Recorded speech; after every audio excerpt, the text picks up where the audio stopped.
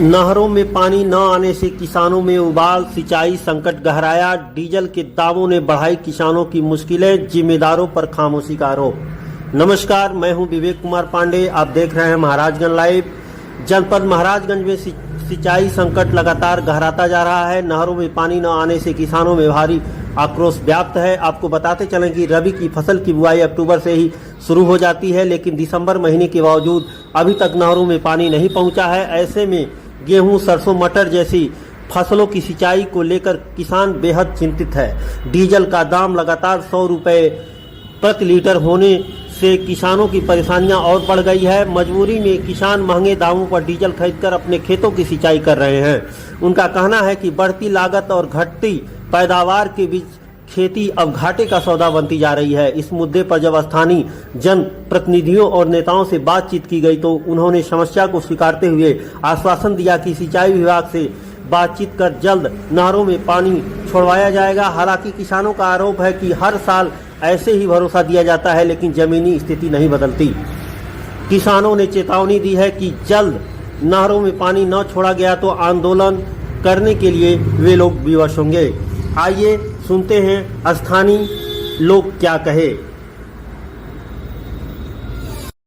जी, क्षेत्र में किसानों में भारी निराशा है। नहर में पानी नहीं आ रहा है, किसान मजबूर है। 100 रुपया लगभग डीजल हो गया है खरीद के सिंचाई करने के लिए। क्या कहेंगे सर आप? इसके विषय में ये कहना चाहते हैं कि जो भारतीय जनता पार्टी की सरकार है, किसानों की हितैषी तो है नहीं, ये तो किसान विरोधी सरकार है। क्योंकि ये बड़े बड़े उद्योगपतियों की सरकार है। अगर किसानों की चिंता होती सरकार को तो ये जो नहर में एसिड सफाई का काम हो रहा है ये समय से पहले पूर्ण हो जाता। क्योंकि सरकार में बैठे बड़े लोग कभी खेती का मुंह तो देखे नहीं, किसान के समीप तो गए नहीं।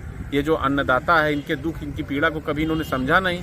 अगर समझा होता इन लोगों ने तो इनको पता होता कि रबी की गेहूं की बुआई कब शुरू होती है। धान का अक्टूबर नवंबर कटता है, उसके बाद गेहूं की सिंचाई वो बुआई होती है, जिसके लिए सिंचाई की ज़रूरत होती है।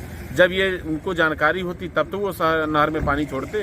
लेकिन आज जब पानी की सख्त आवश्यकता है तो नहर की सफाई चल रही है। ये समय समय से पहले काम पूर्ण हो जाना चाहिए। और रही बात जो आपने डीजल की महंगाई की बात की, तो मैं इसके विषय में ये कहना चाहता हूँ कि आज हर बार जीएसटी काउंसिल की बैठक होती है। सारे आइटम्स को इन लोगों ने जीएसटी के दायरे में रखा है, लेकिन डीजल पेट्रोल को जीएसटी के दायरे में नहीं रखा। क्यों नहीं रखा? ये सरकार की सोची समझी चाल है। जब हर एक प्रोडक्ट को आपने जीएसटी के दायरे में रखा तो डीजल और पेट्रोल जीएसटी के दायरे से बाहर क्यों है? आज अगर डीजल पेट्रोल जीएसटी के दायरे में होता तो आज आपका डीजल 60 रुपये से अधिक, पेट्रोल 60 रुपये से अधिक और डीजल 55 रुपये 52 रुपये से अधिक नहीं बिकता।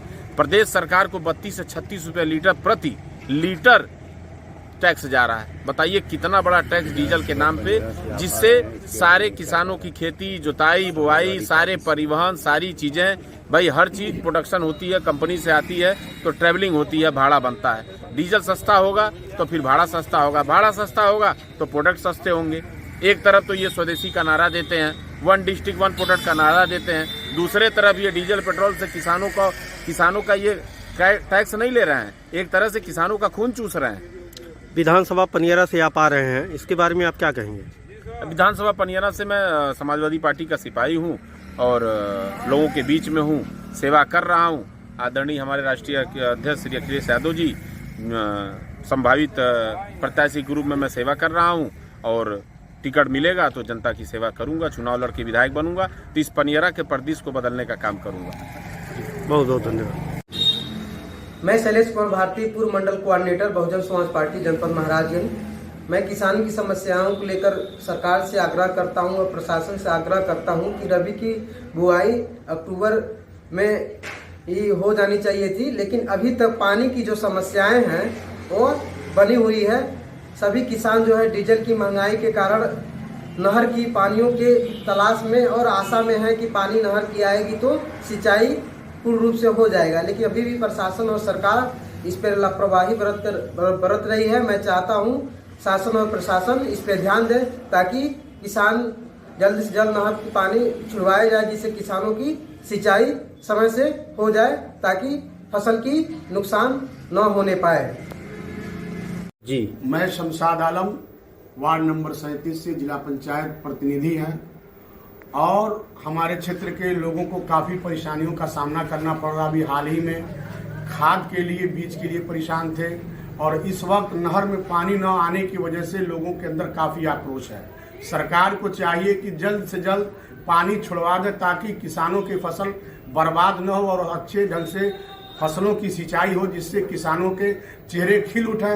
ये मैं सरकार से अनुरोध करना चाहता हूं ताकि जल्द से जल्द नहर में पानी आए और किसानों की फसलें बर्बाद होने से बचे।